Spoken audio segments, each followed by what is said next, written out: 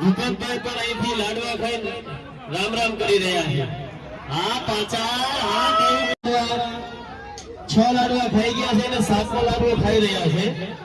રોહિતભાઈ 5 લાડવા ચાલુ છે, એમનાથી 4થો લાડવો ચાલુ છે. જયરાજભાઈ નો 3 લાડવા ખાધા છે. જયરાજભાઈ અમારા અત્યાર સુધીના વિજેતા જે વચ્ચે બેઠા છે માવજી દાદા, એ જવાનીઓને પણ શરમાવે છે દર વર્ષે. અમે તમારી સ્વમરજીથી ભાગ લઈ રહ્યા છો અને તમે લખીને આપેલું છે તમારા આરોગ્યની જવાબદારી તમારા પોતાની છે. તો આપ સૌ પ્રથમ આરોગ્ય સાચવી ત્યારબાદ સ્પર્ધા ઉપર કેન્દ્રિત થવું. તો પોતાના આરોગ્યની જવાબદારી તમામ સ્પર્ધા દાદા અહીંયા બોલજો કે